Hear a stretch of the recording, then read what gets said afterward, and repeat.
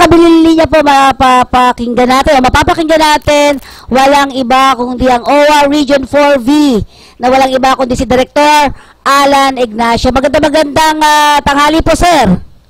Magandang tanghali din po. Okay, pasensya ka na, istorbo ko sa meeting mo, sir. Okay lang po, ma'am. Tapos na po. Okay. So, sir, sa Region 4B, ay ano po yung mga activities natin dyan? Ngayon, lalo na itong June. Katulad po, ma'am, ng ibang regional offices, ang pangunahin din po namin trabaho dito is yung pag-organisa ng mga OFW at saka mga pamilya nila, pag-train sa kanila, para maging handa silang tanggapin ang mga programa ng gobyerno natin. At tuluyang ma-reintegrate sa society natin yung mga OFW na gusto nang bumalik. So, maliban din po dito, meron din po mga institutional events na ginagawa ng Region 4B. So, sir, sa ngayon ay itong June kasi, ito buwan talaga ng mga para sa mga OFWs talaga, no? So, sir, yes, ma'am, yes. Sa ngayon itong June na to, ano ba yung mga activities niyo, sir? So, marami kayong mga training, di ba? Yes, ma'am. Ang pinakamalaki pong activity namin this June is yung araw ng pasasalamat. Pero this year po, ma'am, binago namin ang format. Instead na pasayahin lang ang mga OFW at saka pamilya nila, ay ginawa namin na mas makahulugan to sa pamamagitan ng pag-offer ng medical at dental mission, tapos may wellness, gupit, masahe, hair, nail spa. Tapos meron din pong series of symposia sa anti-illegal recruitment, human trafficking, yung mga legal rights o mga OFW, at pagpapaalam po sa kanila ng iba-ibang services ng national government natin. So, sir, ito bang Region 4B na to, gaano karami mga OFWs dyan? Ang concentration po, ma'am, ng OFW nasa Mindoro at Palawan. So, yes, sa inyo, sir, sa tingin nyo, ilan po lahat kaya? Wala po kaming exact figure po, ma'am, pero yung active na sa rehistradong active na OFW, umabot po, ma'am, ng mga 7,000 to 8,000 sa Mindoro, at slightly mababa yung sa Palawan. Okay. So sir, anong ginagawa? May ginagawa ba kayo pagdating sa usapin ng, kasi yung ibang regions, inaano nila parang, sino dito yung mga hindi pa na-register, yung mga ganyan, parang nag-house to house o nag-door to door sila para sabihin, yung mga hindi pa miyembro ng OWA, kung dais ninyo, magpa-miyembro. Kayo, sir, anong ginagawa nyo para mas ma-inform sila in terms of their membership? Ngayon po, ma'am, this year, nung pumasok ang taon to, binalidate muna namin yung mga family circles ng buong Mimaropa. Kung mga buhay pa mga to, sino-sino pa yung mga members. Tapos kinumpara namin to sa data ng membership processing center namin. Tapos ang mga family welfare officers namin, pinapunta ko sa mga local government units, particularly sa mga barangay chairmen, para yung wala pang family circles ng mga barangay, ma-organisa po. Ayun. So, mas maganda talaga organizing, sir? Yes, ma'am. Para lahat po ng efforts namin at resources, maibuhos talaga doon, pagpapalam sa kanila, kung ano-ano yung mga benepisyo kung sakaling magme-member sila. So, yun. So, sir, doon sa mga services ninyo, mga programs and services, napakabenta sa inyo nung ELAP? Yes, ma'am. Malaki pong bagay yung ELAP dahil napupunuan nito yung kakulangan sa mga pamilya, oras na mawala yung OFW. So, sir, dito, training talaga din. Training, at saka, paano sila nakakakuha ng mga livelihood, sir? Yung livelihood po, ma'am, sinasama namin sila sa EDT, yung Entrepreneurial Development Training namin, para ho sila mismo ang mag-decide kung anong enterprise yung papasukin nila. At oras na makapag-desisyon na sila, yung family welfare officer, uupuan yan sila para maturuan sila sa pag-prepare ng business plan nila at ma-implement na maigi yung yung program, yung project na gusto nila nang hindi rin naman masayang yung resource ng office. So sir, sa ganito, gaano ba karami ang mga pumapasok sa program ng ELAP o itong Education and Livelihood Assistance Program ninyo? Gaano po karami yung pumapasok dyan? Sa ngayon po ma'am, as of mula January hanggang June, Apo. meron lang kaming 17 na nabigyan. Pero kung kami po ang tatanungin, ayaw namin madagdagan to kasi nangangahulugan po to na every time na may nag-avail, merong sinasawing palad na OFW. Oo nga, tama. Buti nga hindi mag-avail, no? Tama nga. Pero sir, itong 17 na ito, ano naman yung mga dahilan at nabigyan sila? Ang ELA po ma'am, number one pong dahilan na yung pagkawala ng ng kanilang mahal sa buhay. Yes ma'am, na OFW.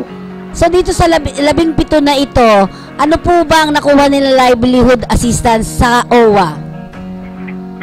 Ma'am, dahil po ma'am, limited yung resources natin, yung budget para dyan. Para 10,000 lang yan. Usually po, yan po ma'am yung mga small time na businesses lang. Usually, ang nire-recommenda po ng office namin, yung may card para kung saan malakas ang benta, pwede siyang pumunta roon at sila mismo, yung pamilya mismo naiwan ang magpapatakbo nito. Ayun. So sir, sa ngayon ba ay aktibo? Kasi alam ko meron kayong OFCs, di ba? So napaka-aktibo, napaka-aktibo talaga ng ating mga OFWs dyan ba sa Region 4B? At lahat ba sila napapamiyembro ninyo, sir? Yes, ma'am. Napapamiyembro ba ninyo sila? O ibig sabihin kasi di ba nag-organize po tayo ng ating mga OFCs. So, yes, yung bang mga ginagawa natin ay talagang sumasama itong mga families na ito sa ating sa inyong ginagawa diyan? Nararamdaman na po natin ngayon yung epekto ng pag-organisa nila na unang-una pag-validate doon sa mga existing at sa mga training, mga sunod-sunod na activities na laging sinasama sila. Nararamdaman na po namin ngayon na marami na pong dumudulog sa amin kahit may reklamo o kahit sa pagpapasalamat lang, nakakatanggap na po kami ng mga tawag, text o sulat mula sa kanila. Okay. So sir, alam kong napaka-aktibo ninyo dyan sa Region 4B at gusto ko sanang bigyan ninyo ng mga mensahe itong ating mga kababayan lalong-lalong na dyan sa Region 4B at tayo maririnig sa ibang bansa pa din nitong ating programa. Bigyan nyo po sila ng mensahe at nasa sa inyo yung pagkakataon na kausapin sila. Bilang kinatawan po ng Region 4B, gusto ko pong manawagan sa mga OFW na taga Mimaropa na nasa ibang bansa pa. Pwede nyo pong payuhan nyo po yung mga pamilya nyo rito na sumali sa mga OFW family circle na dito. At pag magkaisa po sila rito, mas malakas po ang boses nila. Mas mapaparating po sa amin na mas mabilis ang mga kahilingan nila. Kung meron man silang mga problema dyan sa abroad, nalaman ng pamilya, pwede rin pong idulog sa amin. Kung hindi man sila makapunta sa mga embassy sa kanya-kanyang bansa, pwede po silang idaan yung problema nila sa amin. At kami po ang bahala makipag-ugnayan sa mga Philippine Overseas Labor Offices natin sa iba-ibang bansa. Okay, sir. Yung mga naiiwan naman dito, ano ba masasabi natin sa kanila, sa kanilang mga pamilya na naiiwan dito? Kayo po ang makipag-usap sa kanila. Sa mga pamilya naman po ng mga OFW na naiwan dito sa Pilipinas, yung OFC pa rin po ang magiging daan natin para po mas mailabas natin kung ano yung sentimiento, yung kabuuang kagustuhan nyo, may parating nyo po sa opisina At kung ito man po ay wala pa sa programa, kami po sa Region 4 ay handa pong ipabot ito sa nakakatas naman sa amin para kung kakailanganin yung mag-adjust ng akbang programa, may parating po din naman namin sa nakakatas sa amin. Okay, so yan po ang ating director dyan sa Region 4B. Naku, ang dami-dami yung ginagawa dyan, sir. Congratulations naman sa inyong mga ginagawa dyan. At siguro, may mga numero bang pwedeng tawagan ng ating mga kababayan, lalong-lalo na baka gustong makipag-usap yung ating mga OFWs kung nasaan man silang lugar, pwede po ba namin makuha ang mga numero, sir?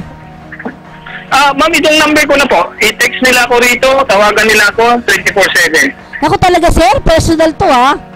Sanay po mama ko, galing po ako sa office center ng OWA. Okay. At 24/7 po ako for 3 years. Okay lang po yun lang sa akin. Okay. So, kawawa naman tong ating director na ito. Ang numero po niya ay 0917-875-0886. Yan. So, ulitin ko na lang po mamaya yan sa inyo para mas makadiretso kayo kay Director Alan Ignacio. So, sir, maraming pong salamat. From time to time, tawag kami sa iyo, sir. Maraming salamat din po, ma'am, sa pagbibigay sa amin ng pagkakataon. At sana po hindi kayo magsasawa sa amin sa babaeng migrante, may kakampi ka.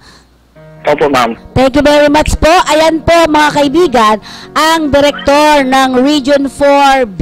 Yan yung kanilang mga ginagawa ngayon dyan. Sa kanila, napakarami nilang mga activities. At ang isa nga ay yung kanilang organizing work. Alam nyo, ako natutuwa ako pag sinabing organizing work. Kasi ako talagang effective po talaga ang pag-oorganisa ng mga ganitong klase. Lalo na talaga na yung mga mararami katulad ng mga OFW, sobrang dami na natin.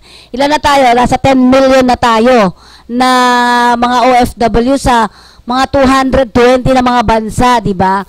So, paano marireach yan? Hindi naman kaya ng isa lang o kahit marami ka, hindi mo ma-reach ang mga families nito kung hindi maganda yung organizing work at magbigay ng iba't ibang information sa kanila. Yan.